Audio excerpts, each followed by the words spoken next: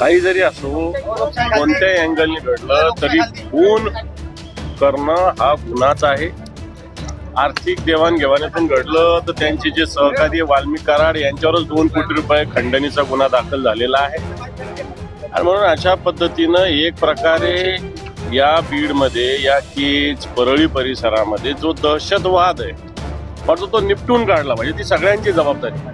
मी तर म्हणेल आता काही मंत्री गडचिरोलीची जबाबदारी घेत होते, अन्य भागाची जबाबदारी, तसा आता एखादा पालकमंत्री हा बीडला पाठवला पाहिजे आणि त्यांनी इथल्या कायदा सुव्यवस्थेची जबाबदारी घेतली पाहिजे असं मला वाटतं. बिलकुल मागणी करणं आमचं काम आहे.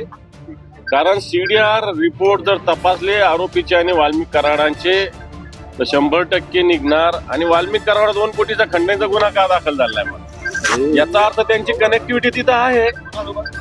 त्या कंपनीनं दाखल केला गुन्हा 2 कोटी रुपये खंडणीचा वाल्मिक कराडावर. हो, खंडणीचा गुन्हा दाखल आहे वाल्मिक कराडावर तिथला. स्थानिक नेत्यांचा पण पाठबळ आहे का? मग सगळ्या स्थानिक नेत्यांच्या पाठबळाशिवाय थोडी तिथं असं सांगतात की आमचा SP आमचं सरकार परळीत बसलेलं आहे. परळीतून सगळं प्रशासन हलतं तिथलं. दादागिरी एक प्रकारची दहशतवाद आहे. निवडणुकीच्या काळामध्ये उमेदवारांना, जे उमेदवार होते त्यांना सुद्धा मतदान केंद्र पण जाऊ दिलं नाही. तुम्ही बघा सगळे व्हिडिओज. आज उद्धवजी ठाकरे साहेब अधिवेशनात सहभागी होणार आहेत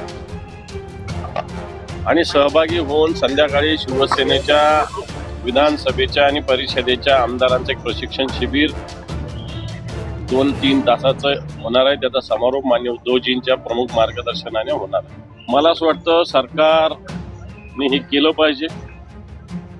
काल देवेंद्रजी बोलले, त्याच्यावर मला तरी वाटतं काही ना काही याच्यात होईल. पण नाही झालं तर मला असं वाटतं जनता आणि रस्त्यावर उतरून याच्याविषयी न्याय मागण्याशिवाय पर्याय राहणार.